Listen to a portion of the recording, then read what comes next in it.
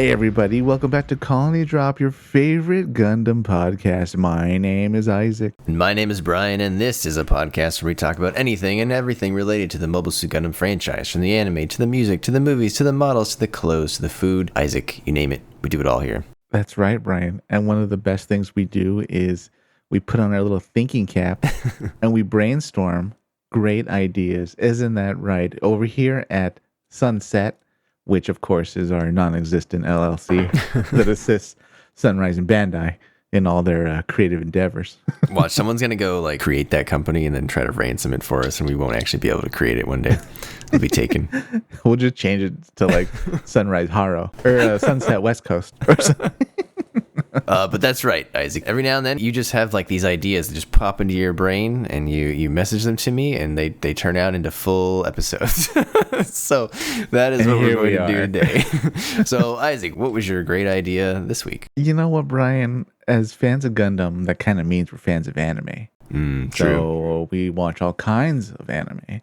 And one of the newest forms, I should say, of an anime setting is the anime series where the main character, the protagonist, the protagonist is stuck in a video game. This is a very recent format because video games haven't exactly been around forever. Anime existed before video games were kind of a thing, but now they're actually here. And now it's more conceivable with how advanced they are with storytelling and headsets and things like that. The setting works a little bit more than if somebody was just shoving a cartridge into a game, back in the day. Hey, don't diss the cartridges, man. Those were the days. Nothing like a good blow in a cartridge before you start playing with your neighborhood friends. But yes, Brian, the concept today to discuss is the Gundam video game anime series where the hero, the main character, is trapped in a Gundam video game. So, Isaac, did you have any particular anime that you were thinking of when you thought of this? Because there's an interesting sort of sidetrack here. Well, I kind of all of them to an extent. Well, not all of them, but let me explain. All of the above, gentlemen. The top kind of four that are stuck in my head in chronological order that I was exposed to was the Dot Hack series. Yeah. Dot Hack Sign, and then another Dot Hack. Those are maybe the first series I ever saw where the setting was someone stuck in a video game. Right. And this was early 2000s back in the day for me. Yeah. So that was my first exposure to the setting as an idea. Then more recently, I think the most successful version has been Sword Art Online. Sure. Which, of course, was stuck in a video game. But of course, it's on a much wider scale. And the setting of the story, it's a global phenomenon. Millions of people are affected by it. People are kind of dying left and right because of the rules in the game.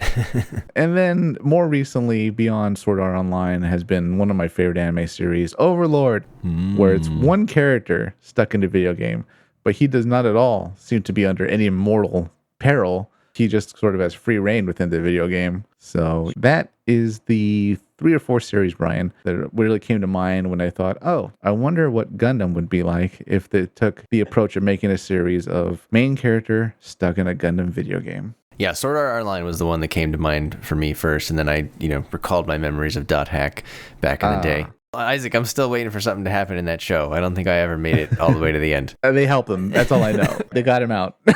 Poor Tsukasa or whatever his name was. Sad Kid. They got Sad Kid out of the game. Yeah, so I think it's a little bit interesting here, Isaac, because Sword Art Online, in my opinion, was when this genre kind of took off again. And then there's a name for this type of show, and that is called isekai. And that is defined as by the Oxford English Dictionary. It was actually added to the Oxford English Dictionary a few years back. Wow. As a Japanese genre of science or fantasy fiction featuring a protagonist who is transported to or reincarnated in a different, strange, or unfamiliar world. There's kind of a debate online, actually, as to whether or not things like Sword Art or Dot Hack are actually isekai because the characters aren't really in the game. It's not another world, it's just a virtual world. So in other words, you could turn the virtual world off, and it's but I feel like that's getting too technical about it because it's just a different vehicle of transporting someone to another world. Do you agree? I can kind of see that argument because, two things come to mind which are a little different. Escaflowne, which is a girl from our world, a high school girl, transported to this fantastical fantasy setting. Absolutely. And Digimon, which are a group of friends transported to a digital world that has monsters and stuff, which arguably can and cannot be a video game. I would argue that it's not because they weren't so much playing the game and then got Right. pulled into it. But I think there's a pretty clear distinction that, okay, we have fantasy world where someone's brought in and the physics and stuff are all the same. Maybe there's magic and dragons. And then we also have video game world where the person was literally playing a video game in like their home, and then they get pulled into this fake kind of reality that they know is not real, but once they're in there, they kind of have to go along with the rules of the video game. So yeah, I kind of buy the divide. Yeah, I understand the distinction. I think my issue is Sword Art kind of kicked off that genre again, in my opinion. Yeah. And then we're retroactively being like, Sword Art doesn't count. That's not an isekai. So I don't know. I'm not sure that it matters so much as the vehicle that you get there. I understand it's in the definition, but I feel like it results in the same person out of place in another fantastical setting. Sure. And the reason why I'm bringing this up, Isaac, is because one of the most early cited versions of an isekai anime is 1983's Aura Battler Dunbine, created by, drumroll, Oh my god. Yoshiyuki Tomino-san. Oh my god, he did it. And I mentioned that on several different episodes, but the plot summary is after a motocross accident, Shozama was pulled from Japan into the mystical world of Byston Well, where he and others from Earth were recruited by Lord Drake Luff to pilot its newest weapons, the Aura Battlers, a combination of Byston Well magic and Earthian technology. So Isaac, it was like Fantasy Gundam, you know? Yeah, I guess so. Worth a watch, maybe. Oh yeah, it's a great show. I enjoy it. But yeah, so this has been going on a while, and then it got the video game facelift. I think we can maybe say that's the compromise analysis of the situation. Yeah, I like that. There you go. So Isaac, I have a few questions about this video game that you were envisioning. Oh, let's hear it. In this version, are they trapped? Can they log out? Or there's something has gone wrong, like in Sword Art, and they can't get out? So my theory was that this series works best when the stakes are raised because they can't get out. They're stuck in there. They cannot log out. They go to the logout menu. Nothing happens. They try explaining, I'm a human. You know, what am I doing here? I'm a player. No help there. All they're given in response is Zixion. Maybe an equivalent of that, but we'll get to that. Yes, they're stuck in the game completely, Brian. No way to send a message out because this game, you can't integrate like your email to it and like reach out to the real world or something like that. It might have been an offline game, like a single player experience, I think. Oh, okay. Yeah. Are you envisioning that this is happening in the Universal Century game, or is this like its own original universe? Or I guess 'cause I kind of defaulted to like a UC game, but I suppose you could do your own original universe. Brian, I have so much written down that it lays it all out. Oh, all right. Two other introductory questions. Yes. If the characters die in the game, do they die in real life? He does not know. We'll put it that way. So he can only err on the side of, oh my God, I might die. He gets his little Amuro moment the first time in the cockpit, like, oh my God, this is real. Oh, okay. So he doesn't know. Interesting. No. Okay, so then you also don't know how many lives you get. No. Brian, he's Dorothy in the Land of Oz. Okay, Ooh. It's all new. He's not from the Land of Oz. There's a witch that can like burn people and kill them.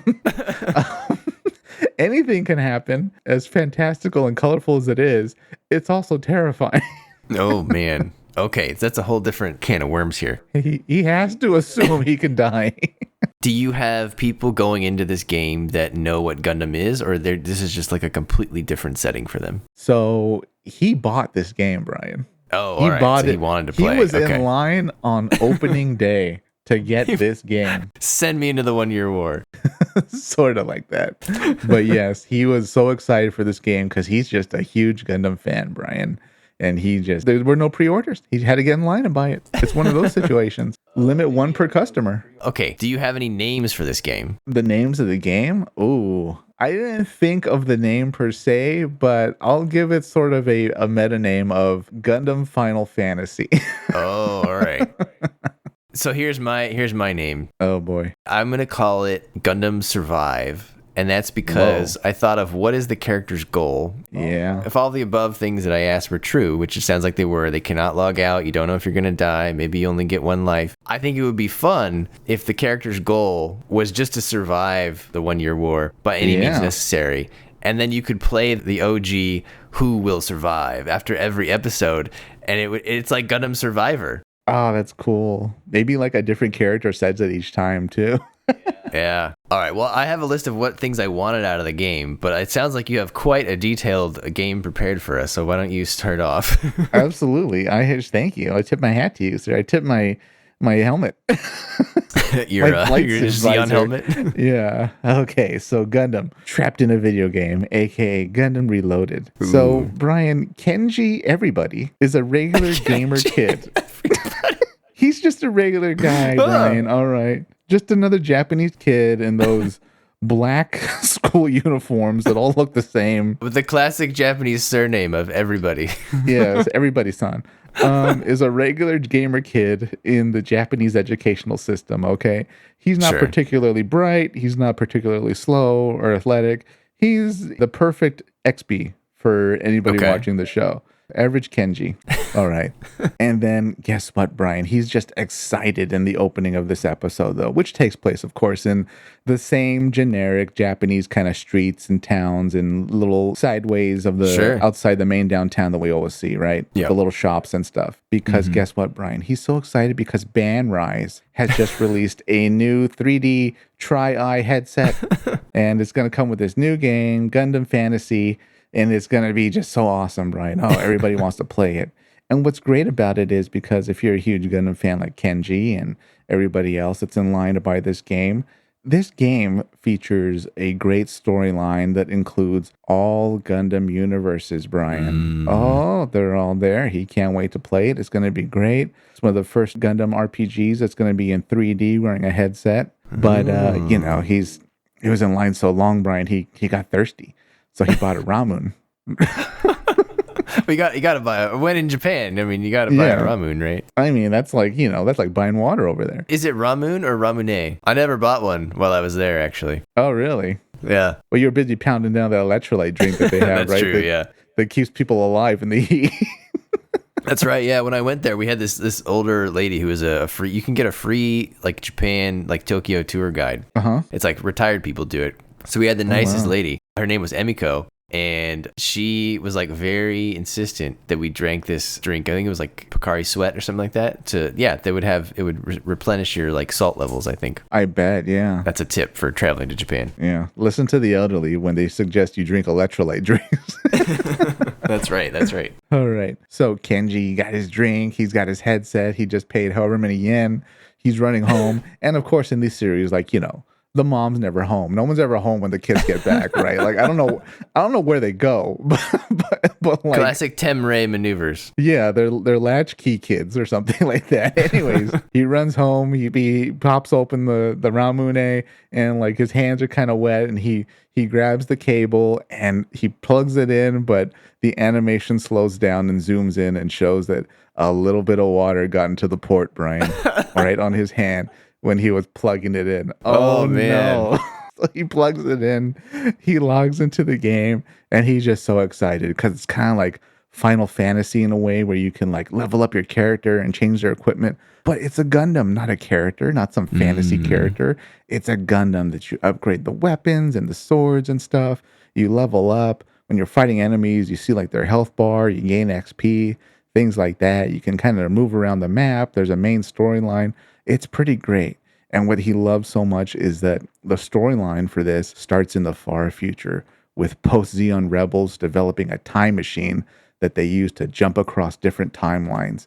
And they've started gathering different villains, super weapons, and mobile suits with their goal to rule the universal century and all other timelines. So his character in the game is a pilot, part of this counter-chrono force that's working for the Future Federation. And they're going to go across time and different multiverses in Gundam, and they're going to gather the heroes, gather the Gundams from all the different series, and then they're going to be able to fight post-Zeon, catch up to them in the timeline, and defeat them for good, Brian. Oh, this looks so great.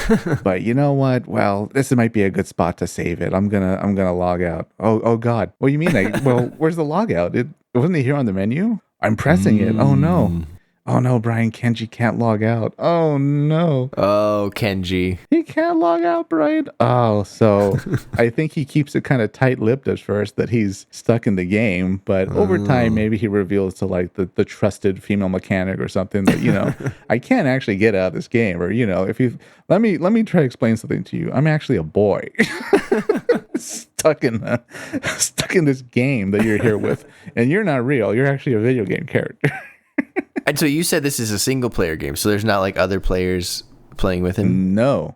Ooh, wow. This is a very lonely existence. Pretty much, yeah. But I mean, most Final Fantasy games are like that, where it's Sure. you're just kind of on your own. So it kept it very much open world for one player. If you get multiple players in an open world, it kind of becomes an MMO, and I think the game might have problems at that point. We get to Sword Art Online problems. But the Gundam in this game is called like Gundam Meta as a placeholder name, because of course it can be equipped with anything from the other Gundams in other series, right? That you unlock and experience throughout the game. Kenji is kind of a nameless pilot at first, and he has a good first few missions and stuff, but when it comes time to log out, he cannot. Tries different menu options, he cannot get out. He's resigned to his fate, but he concludes that, well, I guess I'll have to beat the game to get out of the game. Later on, though, it's revealed that the connection port, it dried a long time ago, like way early in the series, and he could have kind of got out anytime he wanted. He just actually never bothered going back to the option screen after the first episode.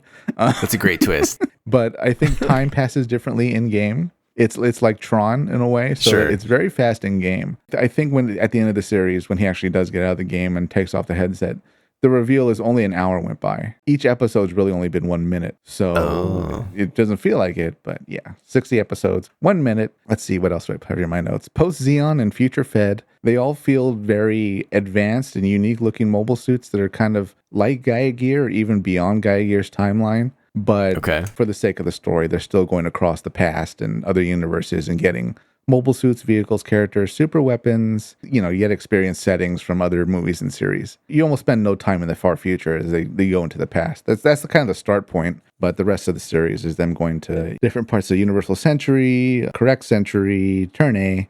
Every series in Gundam, almost every series at least, has the full series, I should say, has the recap episode that happens halfway through, right? Yeah. So I feel like that is the perfect time where Kenji, perhaps in some kind of outburst or using the time that he's had to actually put together a logical argument, explains that he uses his knowledge of Gundam lore and all the characters and stuff to reveal that they are in a video game to everybody at the same time. And it's very convincing and effective, however he does it. Maybe at first he's kind of not believed, but even the villains start believing him. So they actually all drop kind of their pretenses and pre-existing beliefs, and they actually make common cause to help Kenji. Oh. They also want to help him finish the game. Shima's there, and Gato, and Shard, Girin. They're like, wow, I guess we are in a video game. So do they want to help him even if it involves them losing? So to their knowledge, the game can be beat, but that doesn't necessarily mean that they need to die per se. They just kind of know that, well, we are in a video game, so all bets are kind of off. Let's see how we can help this kid end the game. But of course, there has been this whole time an unseen force, Brian, in this game. Ooh. And that's an unseen force that everybody is kind of aware of, but doesn't really think about when they play video games. And that is the difficulty AI that has been watching you play this whole time and adjusting the difficulty, keeping in mind the beats of the story, how things should go. Sure. And this game's AI, by the way, you've seen the original Tron, right? I have not seen the original Tron. No, I'm not.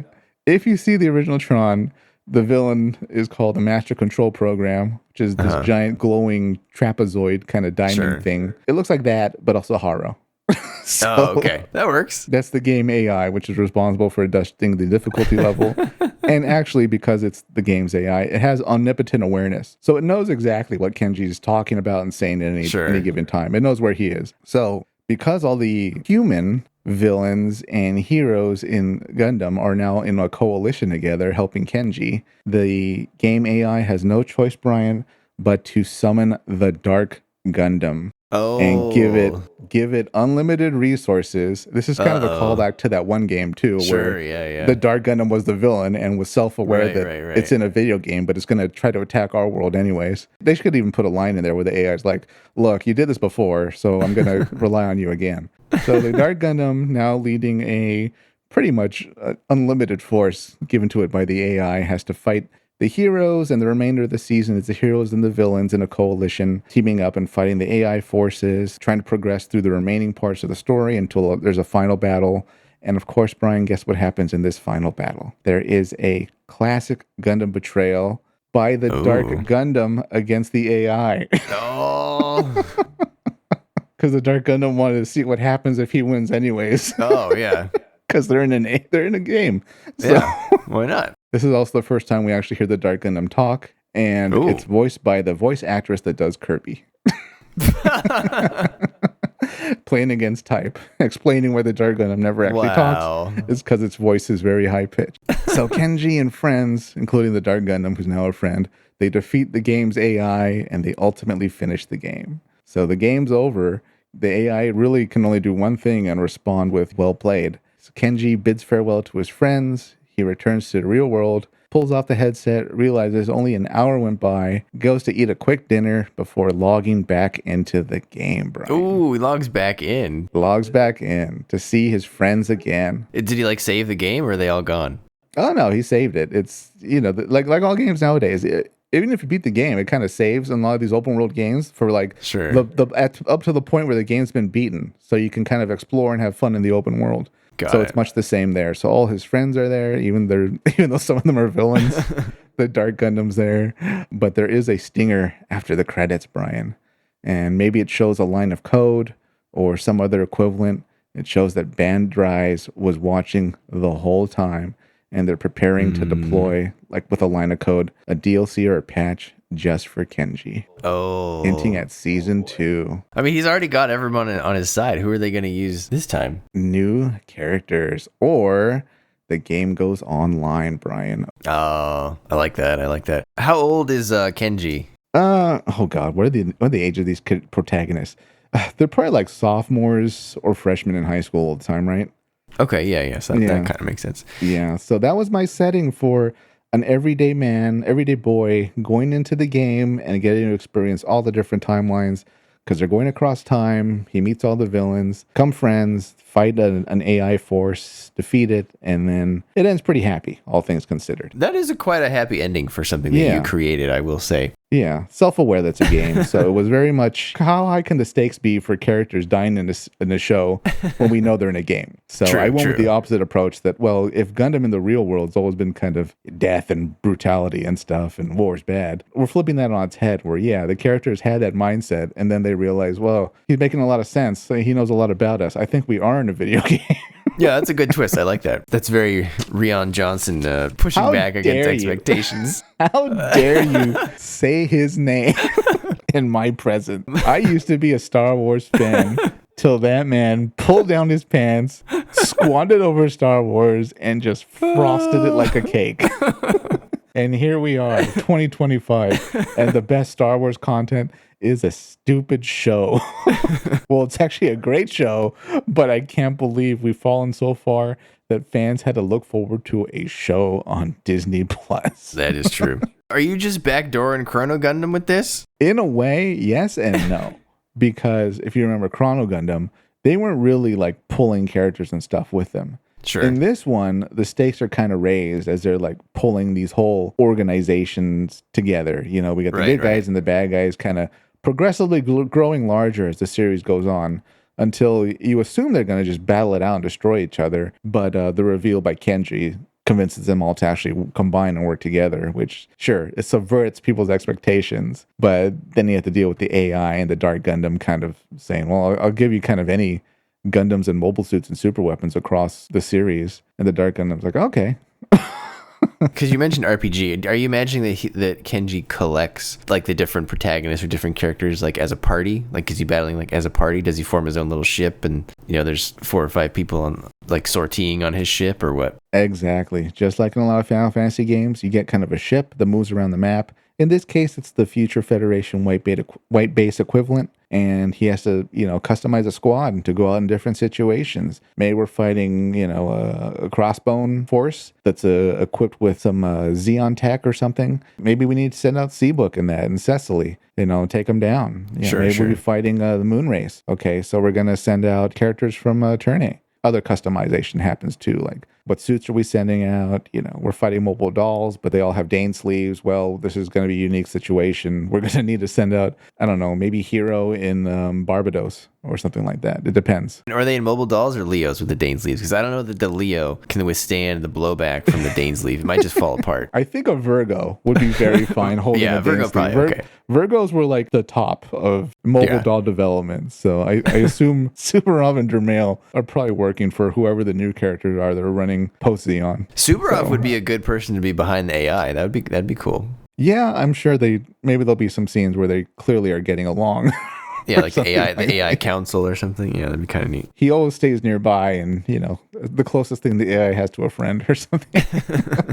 You mentioned the Gundam meta. What does the Gundam meta look like? Does it look like a heroic Gundam, or what are you thinking? Oh, absolutely heroic. I don't want to say generic, but it checks all the boxes for what a Gundam looks like. A new Gundam in a new series. So, of course, it's mostly white. It's got the green eyes. It's got some red and blue. It's got the chest piece. It has a beam weapon and has a saber, a beam saber. So got it. Some people are going to say this concept is very similar to Build Divers, and I'm going to say it's different because Build Divers revolves around people putting their gunpla that they built into like a game where they battle with other people's gunpla. Yeah. How do you feel that this concept is different than Build Divers? Well, Build Divers was so different in that they were pretty much everybody went home. At the end of each episode.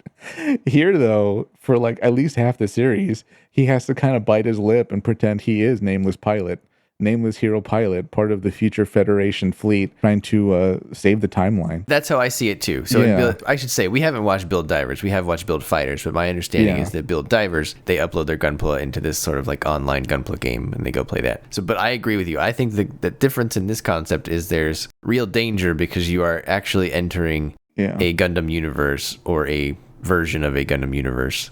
And you are participating in the universe as a person in that universe, not just someone who is using that universe to create a little plastic model that then you do some fun battles with. Yeah, and he sees, nameless co-pilots being killed and nameless crew of a Salamis being destroyed, or future Salamis, whatever it is. And so he assumes, oh, I'm trapped in a game. I might die too. Right. And of course, perhaps in the final episode, when he's talking to the AI who wished him, well played, the AI reveals, no, you never would have died at all. Right.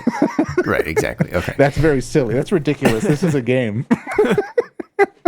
With that in mind, then, with the Gundam meta, because, for example, they've had like the generic hero suit, right, in Build Divers and in Build Fighters. Yeah. But I would say it's looked a little playful, right? Right. Yours would probably look more militaristic. In a way, I would almost want it to look not Gaia Gear, but the challenge for the designers would be this Gundam has to look good holding any weapon or equipment from any other timeline. Yeah, okay. So those are your orders as far as designing it. I'm feeling a lot of F90 vibes then, because F90 has all those different equipment packs. F90 looks so much like the original Gundam.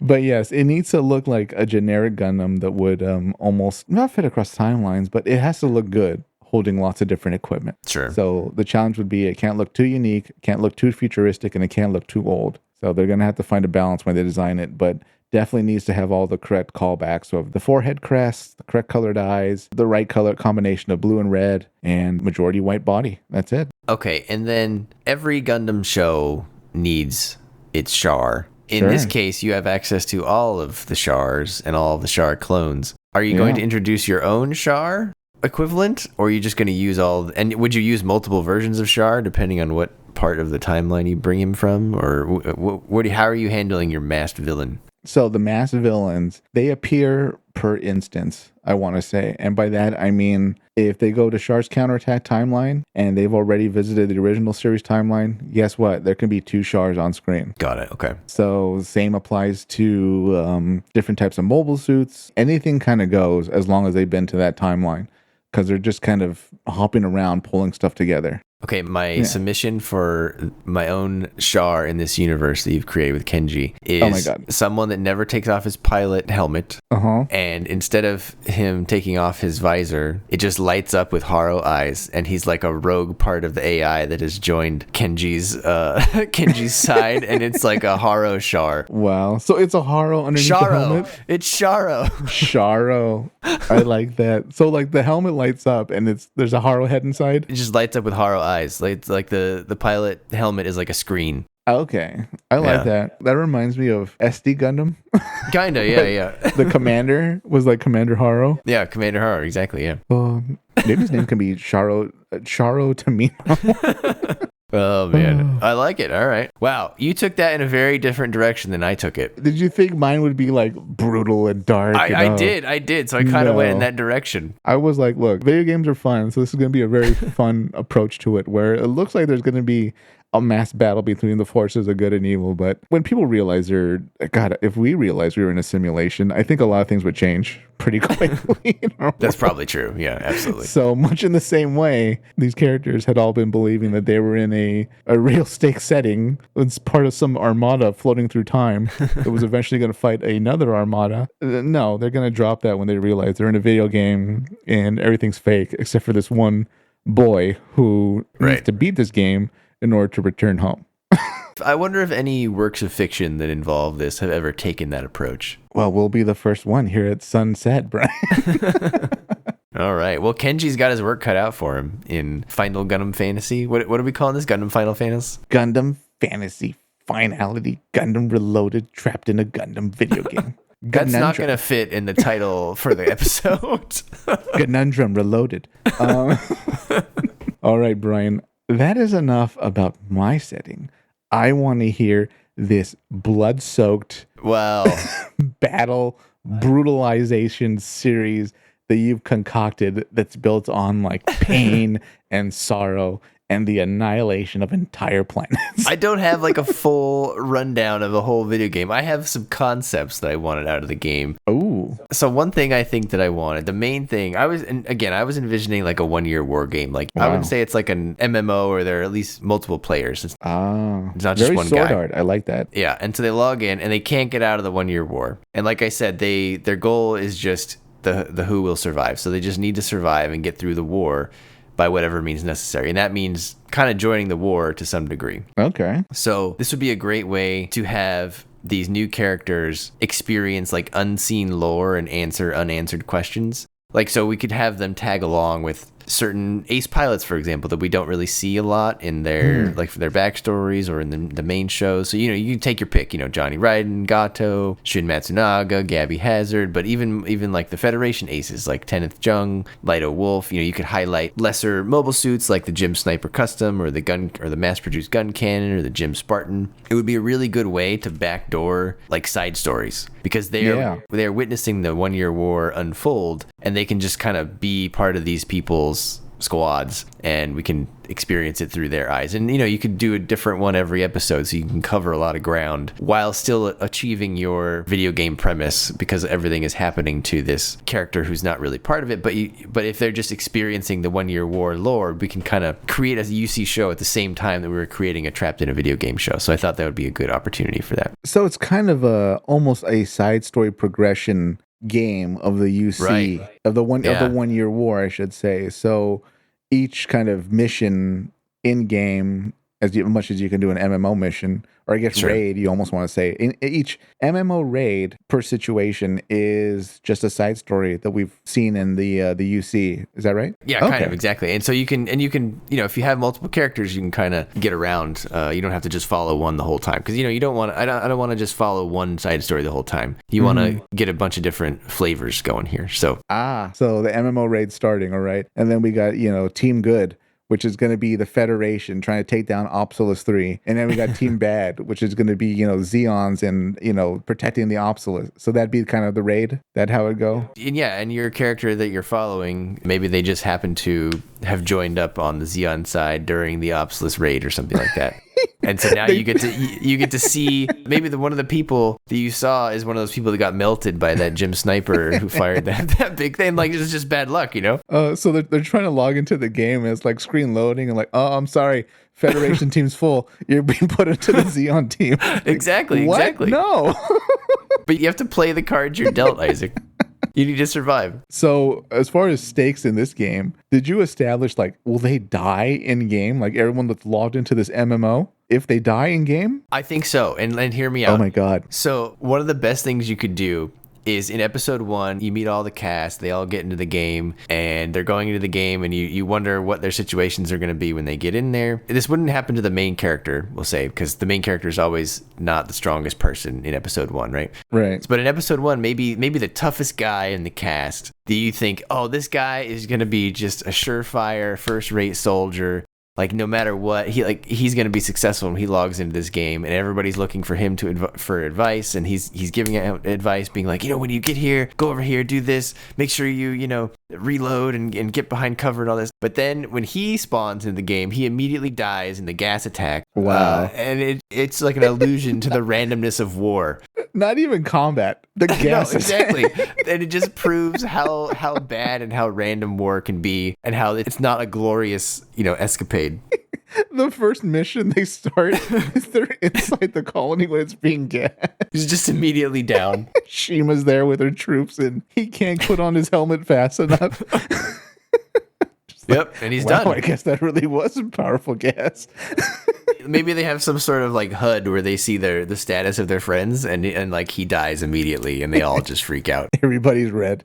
It'd be like Captain America was pumping you up for the war, and then immediately when you get off the boat, Captain America dies. Oh man, that'd be great. Oh, so he looked very heroic, right? Yeah, exactly. Yeah, he's big. He looks like like the jock kind of character. Like, he's ready. An experienced middle-aged gamer telling everybody how it's gonna go down, what the plan is, and then he's killed by gas outside of his cockpit. Right. Another scenario I'd like to see, which I think a video game would be great at, is what was the medic squad from Requiem for Vengeance called? Oh God, it was like medical MC. Yeah, the UMRC.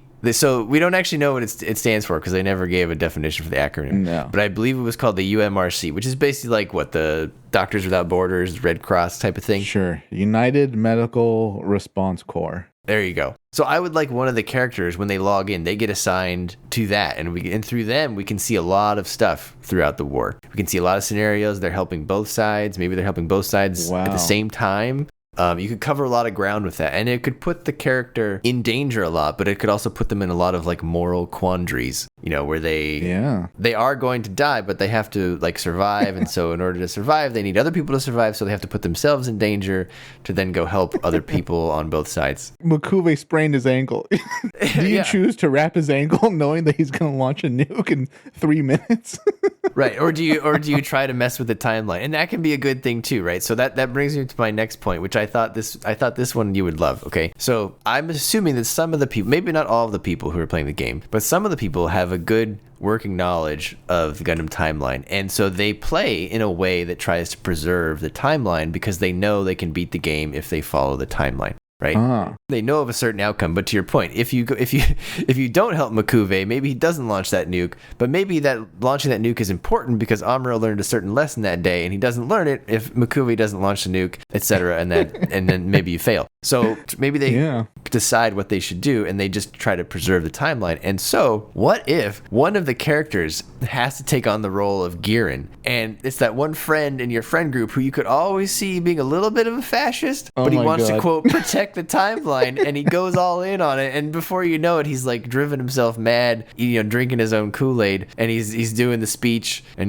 doing the salutes, and then perhaps at the end, maybe he doesn't die or whatever, and then when he logs out, the trauma that he wrought in the game causes him to change his ways in the real world. It leads to a real life change in perspective. Did he out Girin in the game? Like, he was so self-aware, he was like, well, I'm gonna want to save the solar ray. Yeah, I think he goes full Girin because he has to like play the part, right? Imagine if you had to preserve the timeline and convince people, you had to give the Girin speech in a convincing way to rile them up. Like, Yeah. what a conundrum. He blows it away. He doesn't even better speech. Right. She just taps into his inner gear and goes for it. So as far as the progression themselves, does the game like start and like the players are in it, they realize they can die, but they understand they have to go through the whole 1-year war to hopefully make it out the other end and be able to log out and live? Yeah, you just log in and there's not much selection for you to do. You don't get to select your side. You're just put into a situation and you have to play the cards you're dealt. Like, you log in and boom, the guy's already on the medic team in a transport vehicle on their way somewhere, and he has to just play out the 1-year war the best he can to survive. So that's why I'm calling it Gundam Survivor, because a lot of the people in the 1-year war, they can't just get up and leave. You know what I mean? They're kind of stuck where they are. So you kind of have to deal with it as best you can. Maybe they can talk to each other, but maybe they can eventually figure out the safest way they can go about this. They could either choose to make a difference in the world by trying to convince people it's a video game, or they can just know that if they make it to, January 1st, 0080, that they're going to be able to go home. That's very Sword Art, where like, sure, everybody was aware of the stakes in the beginning, but that didn't necessarily mean everybody worked together. In fact, most people didn't work together. No, it actually kind of fell apart, right, in Sword Art. So yeah, they fell into their factions. Even if there is maybe one Xeon squad that's actually kind of put down their weapons and they're talking to like the nearby Federation squad. On the other side of the continent, there might be just open war between the Xeon squad and then the Federation over there, because they're sticking to the story and trying to get out of the game. Right, exactly. Wow. And so I think what I want the characters to learn after the fact, so once they survive, because again, they would, if they see the guy die from the gas right away, they will know the stakes are high and they know that they can't just play it like a video game and they have to make it out to their side, even if that means making questionable decisions. But as long as they can get to 0080, they'll be home free. But it forces them to deal with the themes of Gundam, which is, the strong anti-war message, war is bad, blah, blah, blah. War is messy, I'll say. Yeah. I want the characters, once they come out of the game, I want them to be scarred a little bit in the sense that they go into, because like you said, these are probably, high school age people, right? That's generally the target market for this. Maybe they go into careers in like peacekeeping or politics where they take a stand on nonviolence, or they go after, or they prosecute war criminals, or they become a medic, or they had a certain disposition before but they come out very reverse of that disposition, and it changes their life for the better. I believe this could be used to have a very strong anti-war message, which is suitable and on brand for Gundam, but on the mental side rather than the outright physical violence, because I guess some people would die, but they're in like a fake war, but the main impact is like the mental scars of that fake war, I guess. Ironically, it's a fake war where people are really dying. Correct. Yeah, I guess you could die, right? And I'm sure some of the characters would have to. How does this integrate with the real world? So Sword Art Online, like the government quickly realized what was going on. Right. Actually, it was announced by the villain in the real world. So everybody was put on like life support in like this massive mobilization effort, I think globally, not just in Japan, and kind of kept alive to see if they could, actually win the game or just make it out on time. I think I would do it differently. I don't think I would have them trapped in it to the extent that it becomes like this months-long thing where they have to keep them on feeding tubes and all that. Sure. I think I would do it more to where they're volunteers, Isaac. Whoa. Kind of like people who are really interested in battle recreations. Like, what are they called? Reenactors. Yeah, like I feel like this would be like a real group of really enthusiastic reenactors who believe they can take it, and they sign up for this willingly as some sort of experiment. And then they find out that being their age, they've never been in a real war. They don't really understand exactly what they're getting into, and then they sign all the waivers, so there's no problems. But yeah, it ends up going bad. So the video game company that made this wanted Gundam fans, and they're essentially public, cultivated, recruited QA testers. No, I would pitch it as the government made some game, they're doing this is an experiment. Yeah. But they're couching it with like with the Gundam thing, like a psyop. Sure. It's like military mental research. The mad government scientist that runs it's very like 1960s, 1950s like CIA level experiment. MK Gundam. Okay. Yeah, exactly. MK Gundam. There you go. We're gonna make this real life stakes game and put their brains in it. Exactly. Okay, interesting. Wow. So yeah, that was very different than Gundam Final Fantasy. Oh yeah, Gundam Final Fantasy was, well, accidents happen when you're connecting cables. This though is like part of the Japanese government is pure evil. decided to recruit some kids to run an experiment on. And Hey, I didn't say the government would like it or it would get past the censors, okay? But so how many kids did the government recruit for what was the name of your game? oh, Gundam Survivor. Gundam Survivor. I'm gonna say no more than 25. Okay, wow. Like most of the actors in the game are NPCs, so it's not like a full-fledged MMO where most of the people are players. I don't want that. Okay. I want these people to be put in situations where they can't just like convince everyone, that it's a game. Like they have to play a role. And they may not be willing, but that's the whole point, is to see how they handle those situations. Are there like speech and conversation options when talking to other characters? Like the bots in game where it's like, well, you can't really explain that we're in a video game. Like when you're playing the Nightmare of Solomon raid, you can't really convince Gato that we're in a video game. He's in Gato mode. You can only tell him a few things. Yeah, maybe the running joke is they just always steer the conversation back to Zeke Zeon and they walk away. By the end, they're just so over it. Zig Zeon. Zig Zeon. Yeah. Maybe the point of the experiment is they're trying to see if the next generation can mentally handle warfare. No. And the answer is probably no. The answer in every generation is no. Right. The answer is always no, but people do it anyway, right? And so maybe they're trying to get the answer beforehand, and they confirm this, the hypothesis that the answer is no, and it would be ill-advised. Warfare bad confirmed. Yeah. Imagine that. Is it Dr. Tomino? Ooh. Professor Tomino runs this experiment. Oh, war is very bad. Maybe he came up with the conclusion that it was bad, but then they denied his research and wanted to do this instead to test it. We've looked at your research and we didn't like it, so we're going to do our own research. Right. It's like, exactly. What? Okay, so how does the storyline play out? Like, they're going to go through the battles and get to Abawaku, I assume. And what happens then? Yeah, they have to play some role. Maybe they're on one of the Federation ships that goes to Zeon and captures some city. Or maybe they're... Wow. I don't envision them all being in the same spot. I think they're playing different parts in the war. Hang on. How can the Xeon players... Well, are you changing size each raid? Like, No, I don't think so. I think I think it's up to you. Like, you're a real person in the real world. So if you wanna defect, that's up to you. But you take on all the risks that come with it. Don't the players on the Xeon side? I mean, they already know how the UC ends. So shouldn't they assume they're gonna die? They would know where the dangerous places to be. But like I said, they would also know that the guaranteed way to get out of the game is to make the January 1 0080. And so, do you risk changing the timeline or proceeding on with the timeline?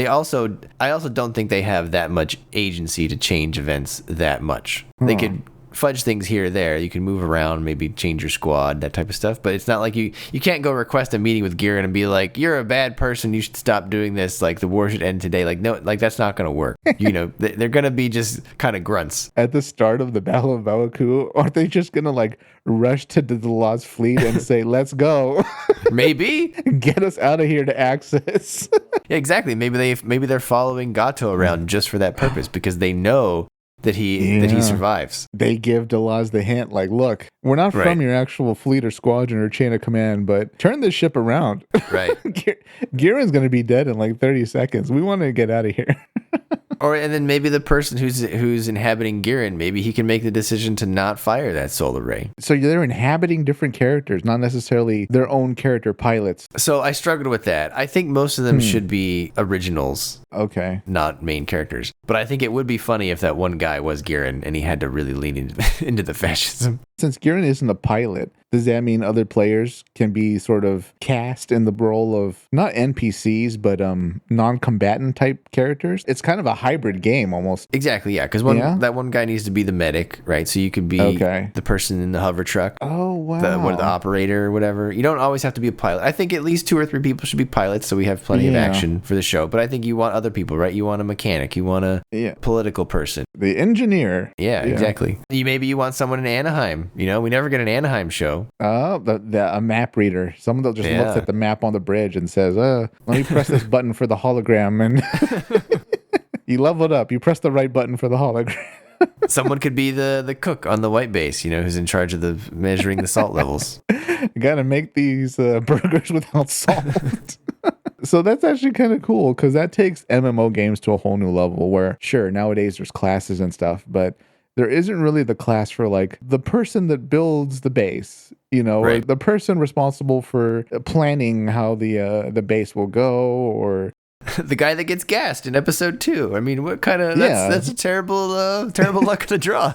well, he would probably want to be a pilot, and he was giving out orders and stuff, and thought this would be a great game, and then Yeah, that's right. the gas hit him. Oh, what's your lore for the gas? As you know, we've seen invisible gas go into the colony and people get sleepy. And then we saw Shiro's nightmare fuel, where the Zakus and the Doms were just marching around the colony, shooting around the gas grenades. I think if I had to do it for this particular show, I would probably do it so that he was at some rally or something and they were lining up. And he's probably not going to know exactly where he is when he logs in, otherwise he wouldn't have gone there. But then as people start dropping dead, you can see, like, we need to communicate to the viewer that this character is realizing exactly where he is and that he can't get out of it, and he slowly just, like, the rest of the people are going to come to the realization that war is bad throughout the whole show, but he's going to go through that realization in one episode because he's going to die, like, right away. So it accelerates his realization that this was a terrible idea. Wow. Yeah, it was a terrible idea.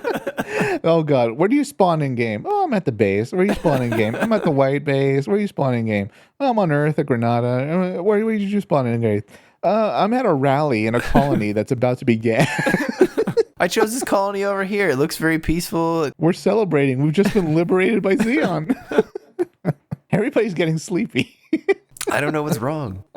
So that's Gundam Survivor. Some people won't survive, but hopefully most of the cast does. Okay, so what happens at the end, Brian? So everybody knows they have to kind of play a role at a Baoku, but what happens at the end of this game where the stakes are fatal? Once the armistice is signed, Ah, they're allowed to log out, and that's when they log out and Wow. they have to deal with all their trauma, and that's when we see the future versions of them go on and take this experience with them, and we can see how it changed the arc of their life. It's like someone going to war but then not having to deal with like the physical ailments afterwards. You know what I mean? PTSD the simulator. Right. Yes. And then the government just kind of pats him on the back and says, "Thanks for playing." Yeah, and then the stinger is the government develops a sequel, called like the Grips War or something. Oh my God. And it says on the box, it says now with more gas. Do they invite the same players back and the same players? Is it like Squid Game where the same players Maybe. are like, well, they did give us a lot of money. Maybe, yeah. We yeah. should go back, even though we might die. Have you ever read the book? It was one of my favorite books growing up, Hatchet. It's classic. Oh yeah, where he's like lost in the woods. Yeah, And yeah. He doesn't have a dog, right? No, he doesn't have a dog. He crash lands in He has a hatchet. plane, and the only thing he really has is a hatchet. So he has to survive. Well, anyway, there's a sequel called The River. Whoa. And in that book, the government wants him to do it again as an experiment because they don't really believe or something that he could have done it. Oh my God. They want him to do it again, but this time they want to monitor it. So they send a guy with him. But unfortunately, I feel like they kayak over to where they're going, and their kayak gets overturned, and that guy gets hurt. And so the main character, whose name is Brian actually, has to then survive again, but this time taking care of this injured dude who was sent to like monitor him. Wow. We'll put this on the list of terrible Gundam program or terrible government program. Does he eat him, Brian? When food gets low, he has to eat the guy. I don't think he eats the guy. Spoilers. But there's actually a third book, which I never read. What? Yeah. Classic series, though. This guy needs to move to like the most downtown part of a city and just never leave. Stop going into nature. So out of these two, Gundam Final Fantasy and Gundam Survivor, I don't think Gundam Survivor would ever be made because it's too dark. Gundam Final Fantasy has a much higher chance of being made because that's a little more fun to play. Gundam Survivor is pure brutality. It's a mix of like Battle Royale, Hatchet, and Sword Art Online. Gundam Hatchet. Hatchet Gundam sounds pretty cool, actually. Yeah. When I hear that, I think of like, oh God, what Mega Man X game was it where like one of the villains was kind of a stereotypical Native American? Like he had like a headdress on and I don't know. He had like the full feather headdress and stuff. And I was like, huh. I wonder what his name is. Something Man. Oh, I think it was Tomahawk Man. Tomahawk Let me look it up on my phone. I think it's Tomahawk there's Man. always Cut Man. There was Boomer Quanger. I remember he threw those little cutting things. Yeah, it's Tomahawk Man from Tomahawk Man. Mega Man 7. Oh my God, they made him look like a Native American. Oh, yeah? I see him. I like how Dr. Wily's like, let's see. I've got Missile Man, Bomb Man, Gravity Man. They even gave him the little face paint too. Sharp axe, man. It's a pretty good design as far as Mega Man designs go, but yeah, I could see this not flying today. Oh my god. Ironically, Nunchuck Man would be kind of cool. I like Nunchuck Man, yeah, that'd be cool. Wow. Well, what's fitting about your story, Brian, is that the government isn't punished at all. Wait, Nope. Of course. Who would punish the government? They're the government. Isaac, those players signed a waiver, okay? That's how the law works. You sign something, well, it's law. Yep. So those are our ideas, listeners. Let us know. Which game do you want to be trapped in? Let us know what your Gundam video game that you would trap your players in would be like. Oh, well, there is kind of this is kind of a devil's bargain in a way. Because in your game, like how much yen to dollars were these players paid? Assuming they lived through the experiment. Oh, I didn't even think about that. Gotta be paid. That's the bait. Yeah. I want to say that the government would screw them over and offer them, like a lifetime membership to whatever Gundam game they were playing. I don't think they would actually even pay them. Oh, that's horrible. Yeah. I was hoping it would be like obscene riches to put your life in mortal danger. That could work. Maybe that gets people to sign up more. Yeah. In my version, though, since it's not lethal at all, you actually paid to play the game. Yeah, poor Kenji. He shouldn't have bought that Ramune. In Kenji's defense, like nobody could have predicted that it would go that way. The Ramune glitch. Yeah. And nobody also told Kenji to assume that you might die in a game. It's just a game, kid. Don't forget your Ramunes, everybody. So what's unique too about your series? Well, actually not unique because Build Fighters does this too, but there isn't actually a new Gundam. Yeah. I mean, I guess they could make one. I mean, I thought it would be more of a way to show off the lesser shown ones that already exist rather than creating a new one. But yeah. It's kind of the side story parade. Yeah. Really. Because the players can't really... Well, hang on. Can they spawn in as Amuro if you can spawn in as Girin? I don't know. I didn't really want to go too main on the main characters. I think you want... Like, Girin was as main as I wanted to go. He's like top main, man. Yeah. But he's not a pilot, right? So... You can influence so much in the war if you spawn in as Girin. It's like that experiment, right, where they did the prisoners and the guards. Like, they started being really mean to the prisoners. Like, I feel like that would happen to the person who's Girin. Like, he would get too into it. The power. It would just go to his head. Drunk with power immediately. Yeah. You might be right, yeah. Or... I don't know. Maybe events are in so much in motion that he can't turn the ship too much. Right. Exactly. Like, well, I can't just snap my fingers and start winning the war. Like, yeah, and then there could even be like a moral quandary for him at the end. Like because if he knows he gets to 0080 and they win, but that would mean he dies, but he can guarantee the safety of everyone else. Wow, self-sacrificing. Does he push the button? Yeah, I don't know. That's the biggest twist. Self-sacrificing Yearn. Right. Yeah. Make sure Kycilia takes a gun to the bridge. Yeah. Tell her I want her to bring a rifle. Somehow sneak it into the bridge. Then he just closes his eyes and he takes that bullet. Then his lifeless body slams against the screen. Slams. Maybe if he makes that decision, they allow him to log out right before the bullet hits. Wow. So the game runners are watching this the whole time, and they can log anybody out to save them if they wanted. Yeah, this is a cruel experiment. Wow. You did so well as Girin that we decided to save you at the moment of death. Yeah, there would be no permanent damage for that, right? No, not at all. Not at all. Not at all. Actually, he might do the best if he was pretty okay with, dying after saving almost everybody. Sure. That's true, yeah. Wow, Girin is hero. That's crazy. There you go. Well, on that note, let us know your thoughts, listeners. As we praise Girin. Isaac's like, see, Girin was right all along. He's a good guy. He's in a rock and a hard place, all right? He had to do it. Cut him some slack. Oh, boy. What would you do? What would Girin do? Take us away, Isaac. All right, listeners. Before you go to sleep tonight, stand next to your console or gaming PC. Get on your knees, put your hands together, look up at the ceiling, and hail Gundam trapped in the video game. Don't drink Ramune while you play your video game. Something bad might really happen. Never have wet hands when you connect something to your PC. Don't do it. Good night, everybody.